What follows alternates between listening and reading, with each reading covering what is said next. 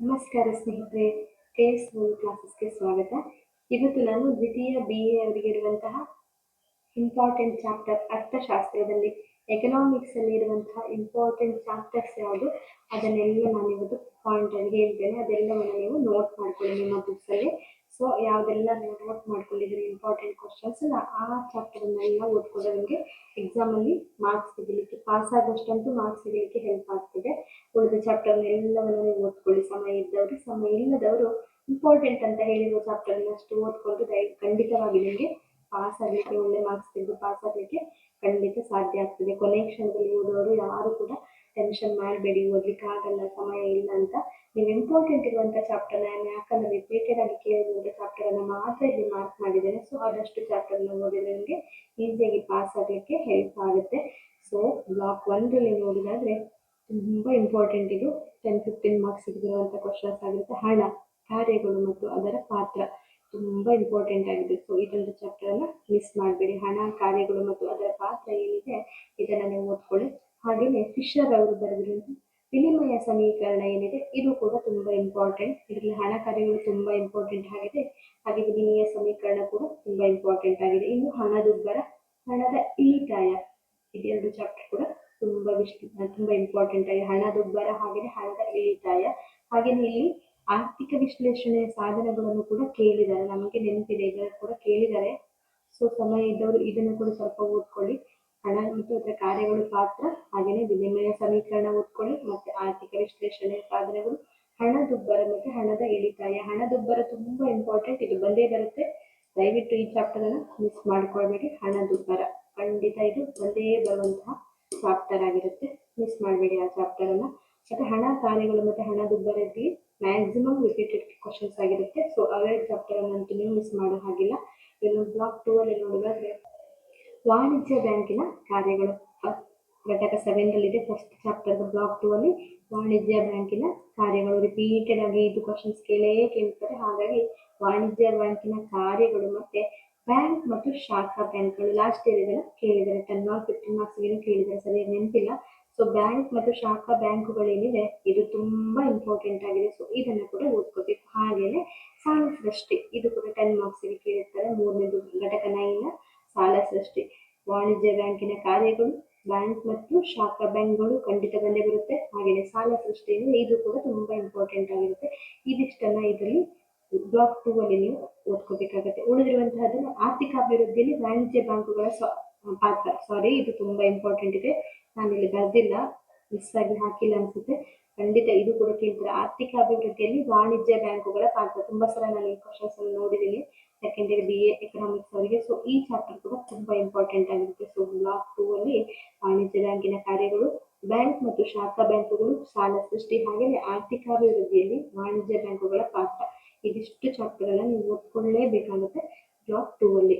ಹಾಗೆಯೇ ಬ್ಲಾಕ್ 3 ನೋಡೋದಾದ್ರೆ ಕೇಂದ್ರ ಬ್ಯಾಂಕಿನ ಉಗಮ ಮತ್ತು ಬೆಳವಣಿಗೆ, ಇದು ಕೂಡ ತುಂಬಾ ಇಂಪಾರ್ಟೆಂಟ್. ವಾಣಿಜ್ಯ ಬ್ಯಾಂಕ್ ಹೇಗೆ, ಹಾಗೆಯೇ ಕೇಂದ್ರ ಬ್ಯಾಂಕಿನ ಉಗಮ ಮತ್ತು ಬೆಳವಣಿಗೆ ಅಂದ್ರೆ ಇದು ಇಂಪಾರ್ಟೆಂಟ್ ಆಗಿರುತ್ತೆ. ಇನ್ನೊಂದು ಇಂಪಾರ್ಟೆಂಟ್, ವೆರಿ ವೆರಿ ಇಂಪಾರ್ಟೆಂಟ್ ಅಂದ್ರೆ ಕೇಂದ್ರ ಬ್ಯಾಂಕಿನ ಕಾರ್ಯಗಳು, ಇದನ್ನು ಕೂಡ ರಿಪೀಟೆಡ್ ಆಗಿ ಕೇಳಿದ್ದಾರೆ. ಹಾಗೆಯೇ ಆರ್ಥಿಕಾಭಿವೃದ್ಧಿಯಲ್ಲಿ ಕೇಂದ್ರ ಬ್ಯಾಂಕಿನ ಪಾತ್ರ, ಈ ಕ್ವಶನ್ಸ್ ಕೂಡ ತುಂಬಾ ಇಂಪಾರ್ಟೆಂಟ್ ಆಗಿದೆ. ಸೊ ಕೇಂದ್ರ ಬ್ಯಾಂಕ್ ಎಂಬಲ್ಲಿ ಓದ್ಕೊಂಡ್ರೆ ಇದನ್ನೆಲ್ಲ ನೀವು ಬರೀಲಿಕ್ಕೆ ಸ್ವಲ್ಪ ಹೆಲ್ಪ್ ಆಗ್ತದೆ. ಯಾವ ಕ್ವಶನ್ಸ್ ಕೇಳಿದ್ರು ಕೂಡ ಎಲ್ಲವನ್ನು ಇನ್ಕ್ಲೂಡ್ ಮಾಡಿ ಬರೀರಿ, ಮಾರ್ಕ್ಸ್ ತೆಗಿಲಿಕ್ಕೆ ಸ್ವಲ್ಪ ಹೆಲ್ಪ್ ಆಗ್ತದೆ ಅದರಿಂದ. ಸೊ ಕೇಂದ್ರ ಬ್ಯಾಂಕಿನ ಉಗಮ ಮತ್ತು ಬೆಳವಣಿಗೆ, ಕೇಂದ್ರ ಬ್ಯಾಂಕಿನ ಕಾರ್ಯಗಳು ತುಂಬಾ ಇಂಪಾರ್ಟೆಂಟ್, ಹಾಗೆಯೇ ಆರ್ಥಿಕಾಭಿವೃದ್ಧಿಯಲ್ಲಿ ಕೇಂದ್ರ ಬ್ಯಾಂಕಿನ ಪಾತ್ರ, ಇದು ಕೂಡ ಇಂಪಾರ್ಟೆಂಟ್ ಆಗಿರುತ್ತೆ. ಮತ್ತೆ ಬ್ಯಾಂಕೇತರ ಹಣಕಾಸು ಮಧ್ಯವರ್ತಿಗಳು ಇದೇನಿದೆ ಇದು ಕೂಡ ತುಂಬಾ ಇಂಪಾರ್ಟೆಂಟ್. 15 ಮಾರ್ಕ್ಸ್ಗೆ ಬರುವಂತ ಕ್ವಶನ್ಸ್ ಆಗಿರುತ್ತೆ. ಸೊ ಇದನ್ನ ಓದ್ಕೊಳ್ಳಿ. ಬ್ಲಾಕ್ 3 ಅಲ್ಲಿ ಇದು 4 ಚಾಪ್ಟರ್ ಏನಿದೆ ಇದಿಷ್ಟನ್ನ ಓದ್ಕೊಳ್ಳಿ.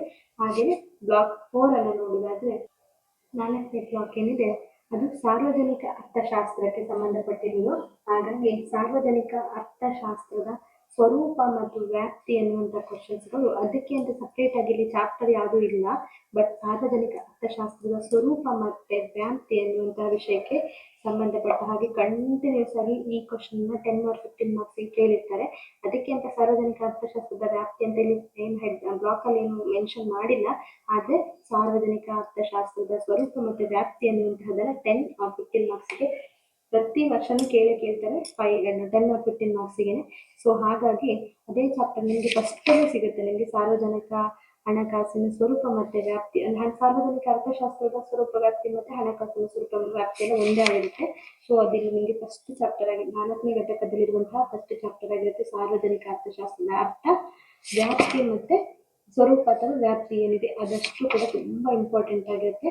ಹಾಗಾಗಿ ಇದೊಂದು ಚಾಪ್ಟರ್ ಏನು ಬ್ಲಾಕ್ 4 ಅಲ್ಲಿ ಇರುವಂತಹ ಒಂದು important very very very very important chapter ಅಂದ್ರೆ ಸಾರ್ವಜನಿಕ ಅರ್ಥಶಾಸ್ತ್ರದ ಸ್ವರೂಪ ವ್ಯಾಪ್ತಿ ಏನಿದೆ ಅದಿಷ್ಟರ ನೀವು ಅರ್ಥ ಸ್ವರೂಪ ವ್ಯಾಪ್ತಿ ಅಂತ ಕೇಳ್ತಾರೆ 10 ಮಾರ್ಕ್ಸ್ಗೆ. ಸೊ ಇದನ್ನ ನೀವು ಒಂದು ಓದ್ಕೋಬೇಕು, ಮೇನ್ ಆಗಿದೆ ಹೆಡ್ಡಿಂಗ್ ಅದೊಂದು ಚಾಪ್ಟರ್ ಆಗಿರುತ್ತೆ. ಸೊ ಇದೊಂದು ನೀವು ಓದ್ಕೊಳ್ಬೇಕಾಗಿರುವಂತದ್ದು. ಇನ್ನು ಕೇಂದ್ರ ಬ್ಯಾಂಕಿನ ಉಗಮ ಬೆಳವಣಿಗೆಯನ್ನು ಇಂಪಾರ್ಟೆಂಟ್ ಆಗಿದೆ.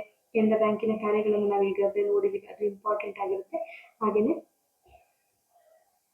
ಆರ್ಥಿಕ ಅಭಿವೃದ್ಧಿಯಲ್ಲಿ ಕೇಂದ್ರ ಬ್ಯಾಂಕಿನ ಪಾತ್ರ, ಆರ್ಥಿಕ ಅಭಿವೃದ್ಧಿಯಲ್ಲಿ ಕೇಂದ್ರ ಬ್ಯಾಂಕಿನ ಪಾತ್ರ ಏನಿದೆ ಇದು ಕೂಡ ತುಂಬಾ ಇಂಪಾರ್ಟೆಂಟ್ ಆಗಿರುತ್ತೆ. ಸೊ ಇದರಲ್ಲಿ ಆರ್ಥಿಕ ಅಭಿವೃದ್ಧಿ ಸಾರ್ವಜನಿಕ ಅರ್ಥಶಾಸ್ತ್ರ ಸ್ವರೂಪ ಮತ್ತು ವ್ಯಾಪ್ತಿ ಕೂಡ ತುಂಬಾ ಇಂಪಾರ್ಟೆಂಟ್ ಆಗಿದೆ. ಹಾಗೇನೆ ಇದ್ರ ತೆರಿಗೆಯ ವಿಧಗಳು ಅನ್ನುವಂತಹ ಚಾಪ್ಟರ್ ಅನ್ನು ಕೂಡ ಕೇಳ್ತಾರೆ. ಇಲ್ಲಿ ಆಕ್ಚುಲಿ ಬ್ಲಾಕ್ 4 ಅಲ್ಲಿ ಕೆಲವೊಂದು ಚಾಪ್ಟರ್ ಅನ್ನ ಮೆನ್ಷನ್ ಮಾಡಿಲ್ಲ, ಆಕ್ಚುಲಿ ಪ್ರಿಂಟಿಂಗ್ ಮಿಸ್ಟೇಕ್ ಅಂತ ಅನ್ಸುತ್ತೆ. ಸೊ ಬ್ಲಾಕ್ 4 ಅಲ್ಲಿ ಸಾರ್ವಜನಿಕ ಅರ್ಥಶಾಸ್ತ್ರದ ಅರ್ಥ ಸ್ವರೂಪ ಅಥವಾ ವ್ಯಾಪ್ತಿ ಏನಿದೆ ಅದನ್ನ ಕೇಳ್ತಾ ಇರ್ತಾರೆ. ಹಾಗೇನೆ ತೆರಿಗೆಯ ವಿಧಗಳು ಏನಿದೆ ಅದು ಕೂಡ ತುಂಬಾ ಇಂಪಾರ್ಟೆಂಟ್. 10 or 15 ಮಾರ್ಕ್ಸ್ ಇರುವಂತಹದ್ದು ತೆರಿಗೆಯ ವಿಧಗಳು. ಹಾಗೇನೆ ಇದು ಕೂಡ ತುಂಬಾ ಇಂಪಾರ್ಟೆಂಟ್ ಆಗಿದೆ. ತೆರಿಗೆಯ ತತ್ವಗಳು ಪಾಯಿಂಟ್ಸ್ ಆಗಿ ಬರ್ಕೋಬೇಕಾಗುತ್ತೆ ನೀವು. ತೆರಿಗೆಯ ತತ್ವಗಳು ಅದನ್ನು ಕೂಡ ಸ್ವಲ್ಪ ಓದ್ಕೊಳ್ಳಿ, ತುಂಬಾ ಈಸಿ ಆಗಿದೆ. ಹಾಗೇನೆ ಇನ್ನೊಂದು ಲಾಸ್ಟ್ ಡೇಟ್ ಕೂಡ ಬಂದಿದೆ, ಪ್ರತ್ಯಕ್ಷ ಮತ್ತು ಪರೋಕ್ಷ ತೆರಿಗೆಗಳೇನಿದೆ ಅದರ ಅನುಕೂಲ ಮತ್ತು ಅನಾನುಕೂಲಗಳು, ಇದು ಕೂಡ ಇಂಪಾರ್ಟೆಂಟ್ ಆಗಿರುತ್ತೆ. ದಯವಿಟ್ಟು ಕ್ಷಮಿಸಿ ಸ್ನೇಹಿತರೆ, ನಾನು ಇದನ್ನ ಪಾಯಿಂಟ್ ಮಾಡಿ ಅಥವಾ ಅಲ್ಲಿ ಬರ್ಕೊಳ್ಳಿಕ್ಕಿತ್ತು, ನಾನು ಮರ್ತೋದೆ ವಿಡಿಯೋ ಮಾಡೋ ಮೊದಲು. ಸೊ ನಾನು ಇದು ಡೈರೆಕ್ಟ್ ಚಾಪ್ಟರ್ಗೆ ಬುಕ್ಸ್ ಅನ್ನ ಓಪನ್ ಮಾಡಿಬಿಟ್ಟು ನಿಮಗೆ ತೋರಿಸ್ತೇನೆ. ಬ್ಲಾಕ್ ಅನ್ನು ಡೈರೆಕ್ಟ್ ಆಗಿ ಅಲ್ಲಿ ಮೆನ್ಷನ್ ಮಾಡಿದ್ರೆ ಮೇ ಪ್ರಿಂಟಿಂಗ್ ಮಿಸ್ಟೇಕ್ ಇರ್ಬೋದು. ಬ್ಲಾಕ್ 4 ಮತ್ತೆ ಬ್ಲಾಕ್ 3 ಅಲ್ಲಿರುವಂತಹ ಕ್ವಶನ್ ಏನು ಚಾಪ್ಟರ್ ಎಲ್ಲ ಒಂದೇ ಆಗಿದೆ. ಸೊ ನಾನು ಆದ ಕಾರಣ ಪೇಪರ್ ಮೀನ್ಸ್ ಬುಕ್ ಅನ್ನು ಕಂಪ್ಲೀಟ್ ಆಗಿ ಓಪನ್ ಮಾಡಿದ್ರೆ ಯಾವುದೆಲ್ಲ ಚಾಪ್ಟರ್ ಇಂಪಾರ್ಟೆಂಟ್ ಅಂತ ಹೇಳ್ತೇನೆ. ಸೊ ಅಲ್ಲಿ ನೀವು ಸಾರ್ವಜನಿಕ ಅರ್ಥಶಾಸ್ತ್ರದ ಅರ್ಥ ವ್ಯಾಪ್ತಿ ಸ್ವರೂಪ ಓದ್ಕೋಬೇಕು, ತೆರಿಗೆಯ ವಿಧಗಳು ಓದ್ಕೋಬೇಕು, ಪ್ರತ್ಯಕ್ಷ ತೆರಿಗೆ ಮತ್ತು ಪರೋಕ್ಷ ತೆರಿಗೆಗಳ ಅನುಕೂಲ ಮತ್ತು ಅನಾನುಕೂಲಗಳನ್ನು ಓದ್ಕೋಬೇಕಾಗುತ್ತೆ. ಹಾಗೇನೆ ಉತ್ಪಾದನೆಯ ತೆರಿಗೆ ಪರಿಣಾಮಗಳು ಏನಿದೆ, ಇದು ಉತ್ಪಾದನೆಯ ತೆರಿಗೆ ಮೇಲೆ ಆಲ್ರೆಡಿ ಹಾಕಿದ್ದೀನಿ. ಉತ್ಪಾದನೆಯ ಮೇಲೆ ತೆರಿಗೆ ಪರಿಣಾಮಗಳೇನಿದೆ ಅದು ಕೂಡ ಇಂಪಾರ್ಟೆಂಟ್ ಆಗಿರುತ್ತೆ. ಹಾಗೇನೆ ಇನ್ನೊಂದು ತುಂಬಾ ಇಂಪಾರ್ಟೆಂಟ್ ಸಾರ್ವಜನಿಕ ವೆಚ್ಚ 10 or 15 ಮಾರ್ಕ್ಸ್ಗೆನೇ ಬರುವಂತಹದ್ದು, ರಿಪೀಟೆಡ್ ಆಗಿ ಬರುವಂತಹದ್ದು ಕ್ವಶನ್ಸ್ ಅಂದ್ರೆ ಸಾರ್ವಜನಿಕ ವೆಚ್ಚ.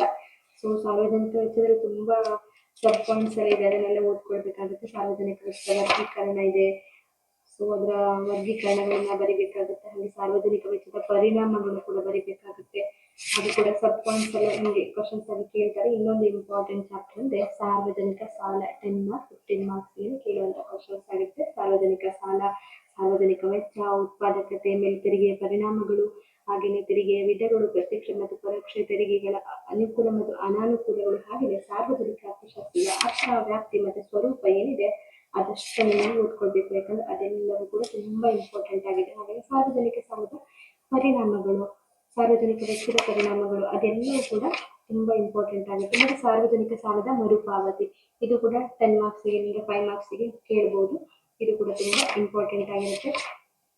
ಮತ್ತೆ ಇನ್ನೊಂದು important chapter, very very very very important, ಇದು 10 or 15 ಮಾರ್ಕ್ಸ್ಗೆ ಬರುವಂತಹದ್ದು, ಕೊರತೆಯ ಹಣಕಾಸು. ಕೊರತೆಯ ಹಣಕಾಸು ಅನ್ನುವಂಥದ್ದು ತುಂಬಾ ಇಂಪಾರ್ಟೆಂಟ್ ಚಾಪ್ಟರ್ ಆಗಿರುತ್ತೆ. ಅದರಲ್ಲಿ ಕೂಡ ಕ್ವಶನ್ಸ್ ಹೀಗೆ ಕೇಳ್ತಾರೆ, ಅಭಿವೃದ್ಧಿ ಹೊಂದುತ್ತಿರುವ ದೇಶಗಳಲ್ಲಿ ಕೊರತೆಯ ಹಣಕಾಸಿನ ಉದ್ದೇಶಗಳು ಅನ್ನುವಂಥದ್ದು. ತುಂಬಾ ಅದಕ್ಕೊಂದು 7